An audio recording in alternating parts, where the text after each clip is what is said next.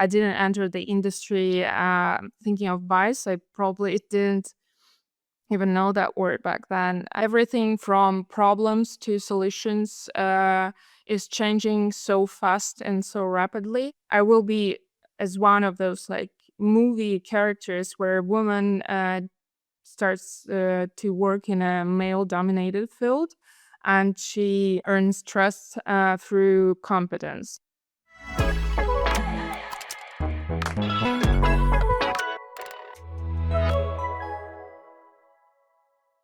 Hello, listeners. Welcome to the fourth episode of our Technically Her podcast. We've created this podcast for everyone, but especially women who are considering their career path in tech, but for some reason are intimidated or perhaps even afraid to take this step. This is a space where we will discuss our experiences, do's and don'ts, perhaps debunk some myths, and inspire you to take a leap after all. This podcast is delivered to you by Semrush, an international tech company known for its products. Our tools help marketers all over the world to get ahead of their competition and rank better on search. My name is Jana, and I'm your host.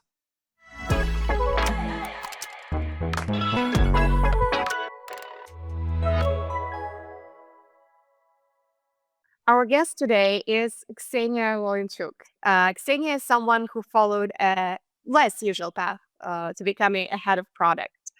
In our previous episodes, we were chatting with other product people at Semrush, Mira and Alexandra. Both come from a customer support background.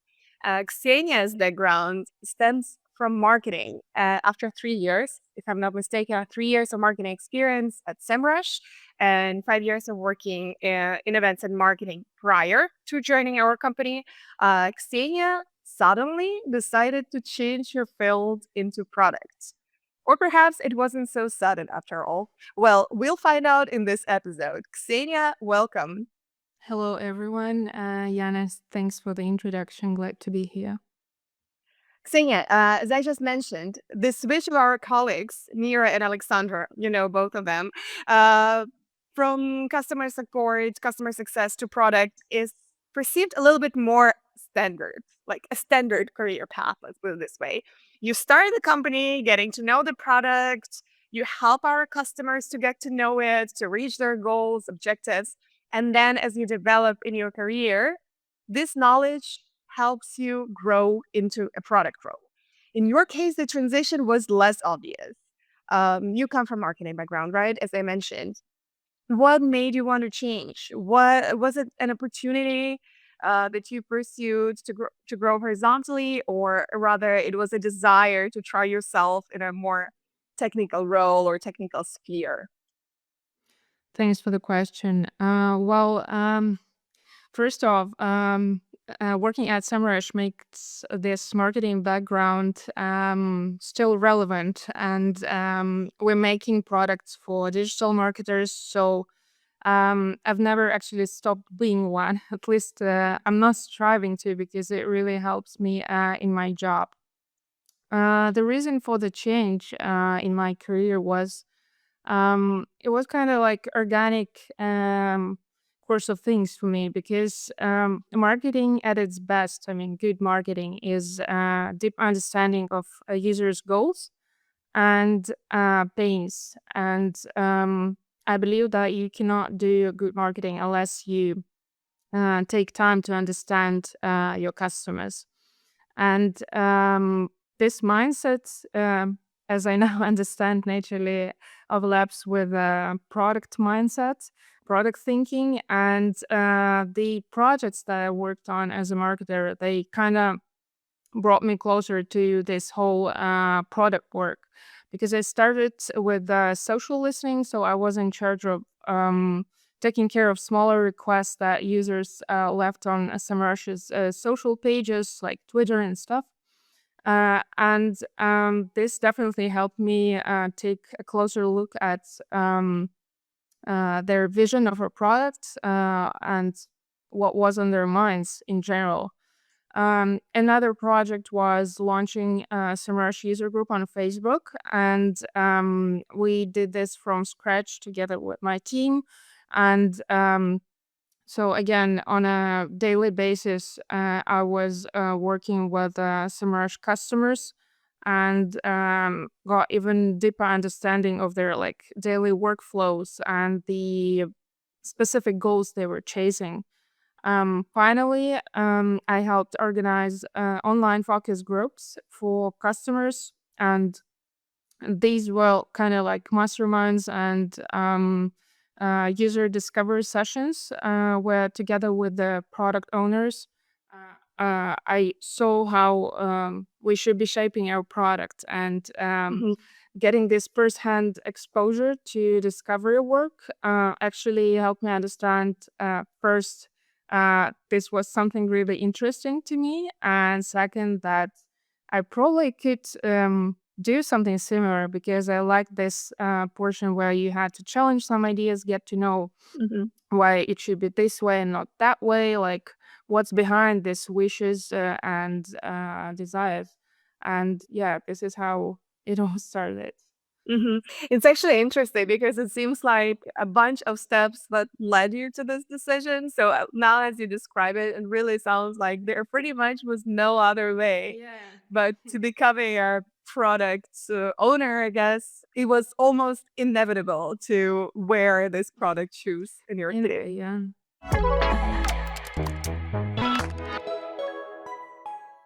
When uh, I was looking for the job when I joined Semrush, I of course was looking to see what company policy about education was, but I wasn't very aware of these track with internal opportunities, so this Mhm. wasn't part of my process back then.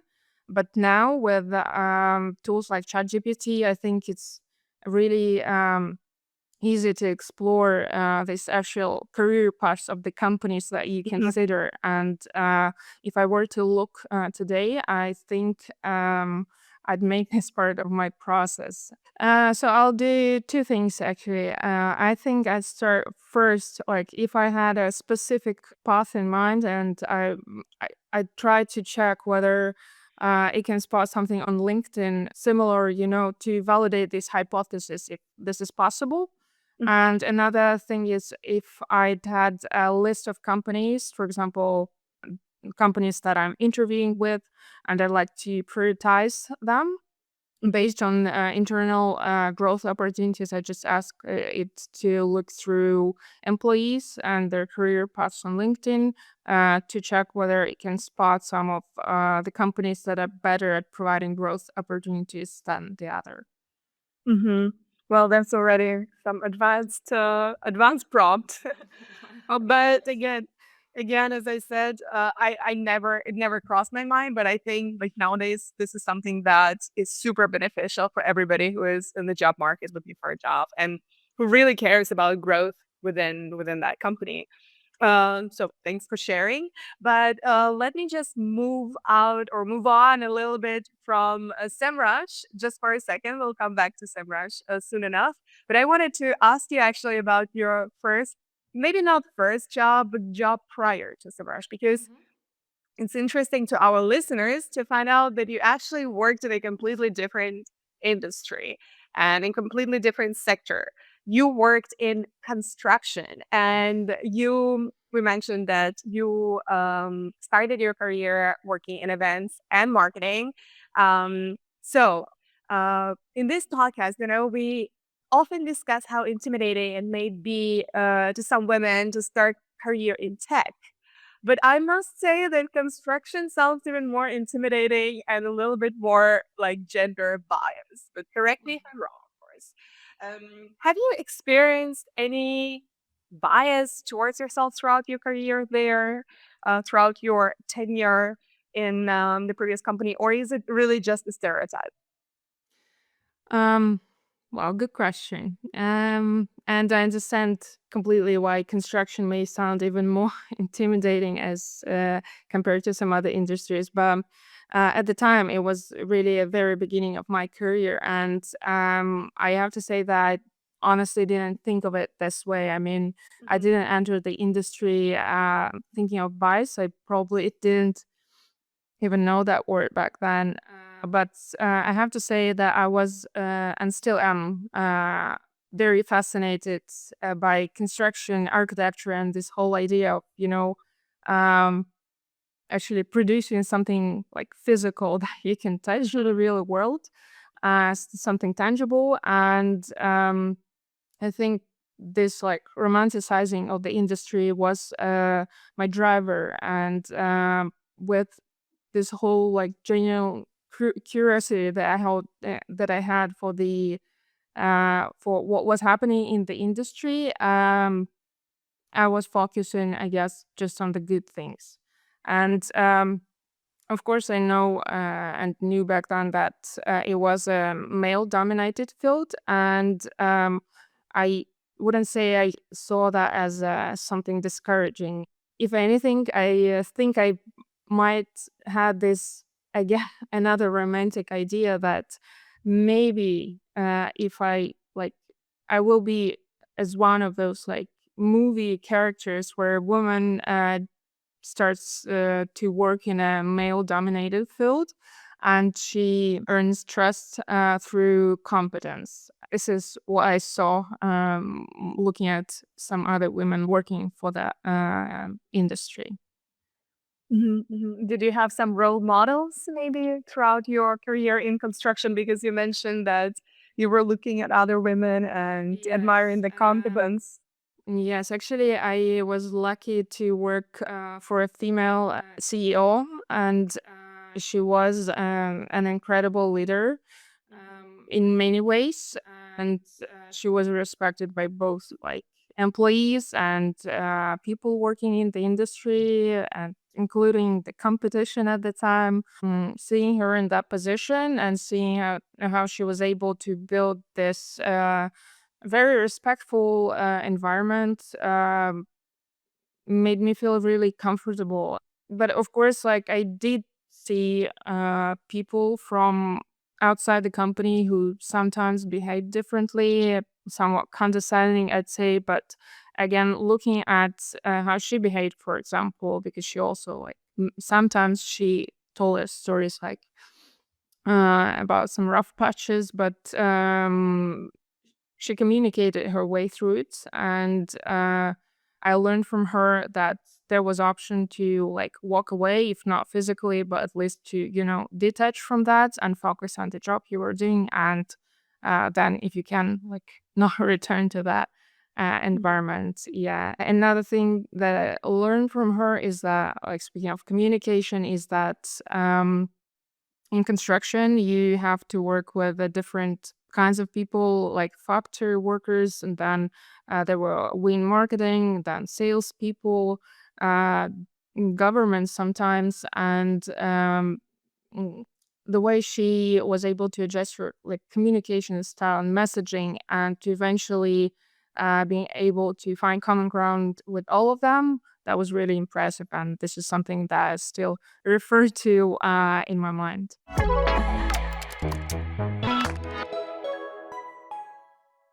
You're a head of product right now. And you mentioned already that you worked in marketing for 3 years at Semrush, correct, right? And so it means that you're in the role of head of product, not of head, but you're in product for around 5+ years Yes, already. Yeah. that time. And what has been, or maybe what was, and not anymore, or what is still challenging, the most challenging about this role for you? Yeah, so for transparency, it's almost a year now in this head of product role. And if you don't mind, I actually would like to highlight two things.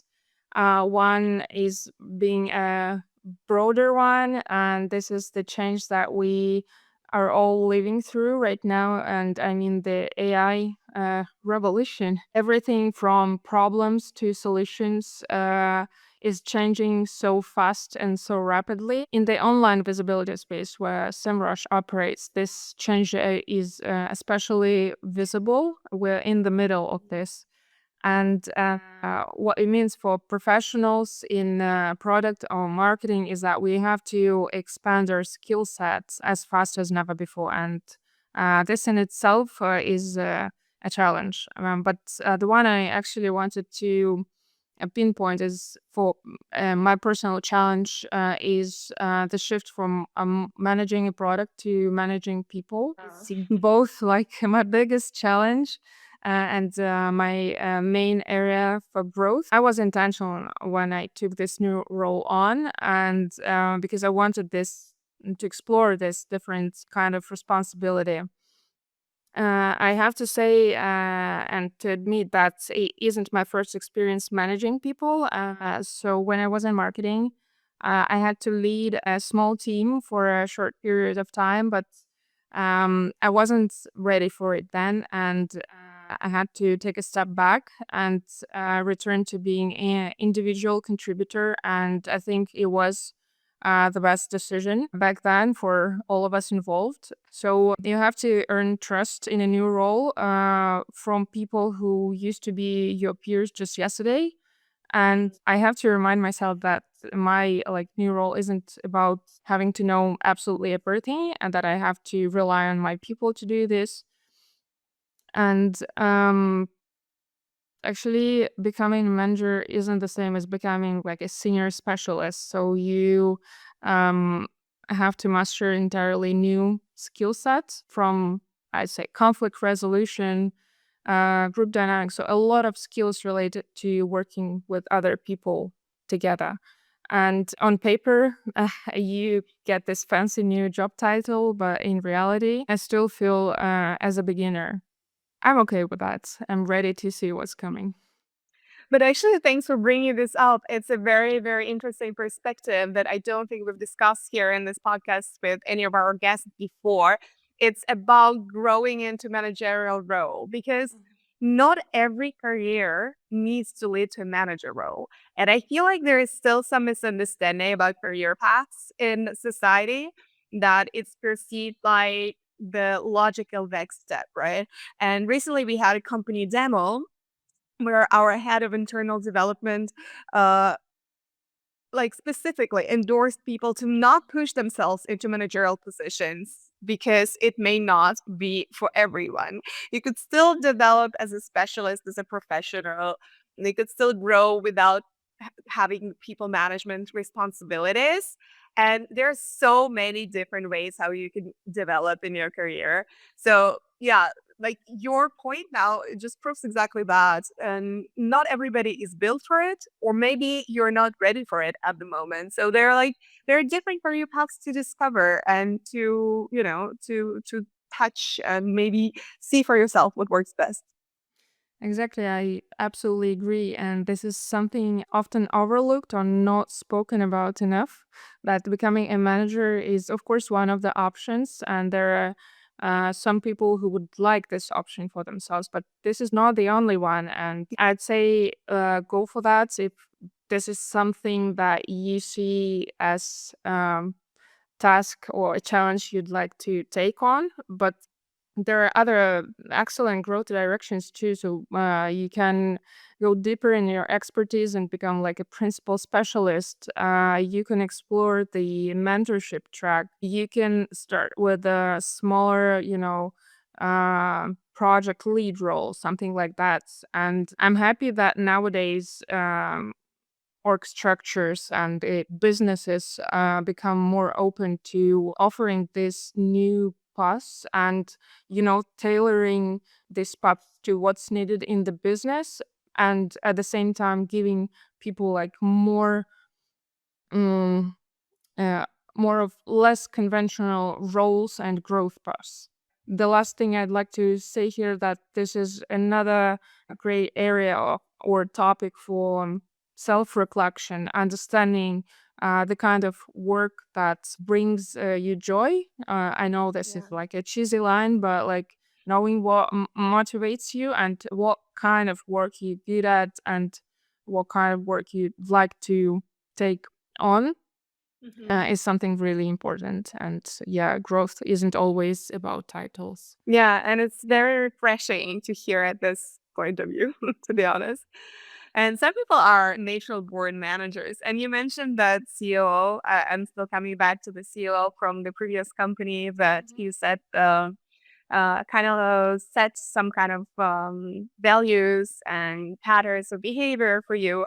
So typically at the end of each episode, I'd like to ask my guests about what is one advice that they learned at the beginning of their journey or throughout their journey that really helped them grow into who they are now. And I already asked you about lessons from male dominated industries. So if there's one advice or maybe more that you would like to share that you would think can help potentially other women in the similar positions or looking for their place in a tech industry, I would like to hear it. And I'm pretty sure that our listeners as well.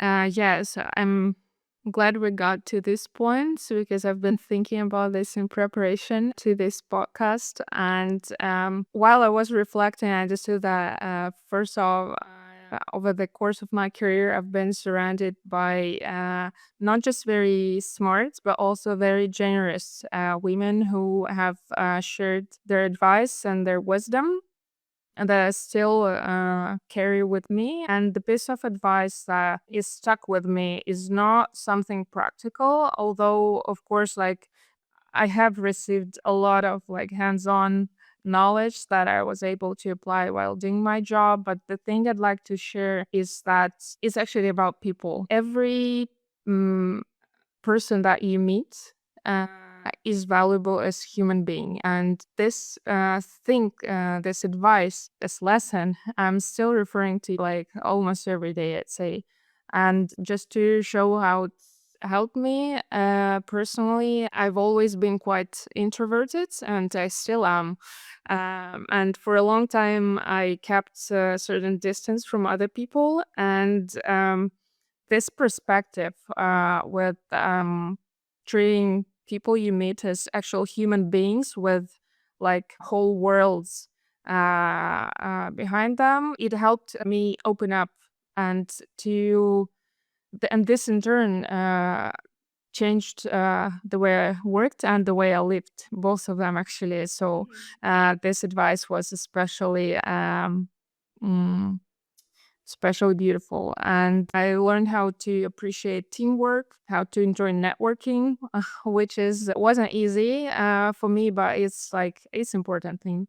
And to see how much you can learn from other people actually. And yeah, so if there's just one piece of advice I'd like to pass on to other women out there, I'd say invest in people and relationship with them and yourself being one of those people. Fantastic. This was an advice from Xenia Valenchuk, who showed us that there is no such thing as a standard career path. Xenia, thank you so much for being here with us. Thank you so much for sharing your experiences, your wisdoms, and good luck in your further career. I hope to see you soon. Thanks so much. I enjoyed it. Thank you.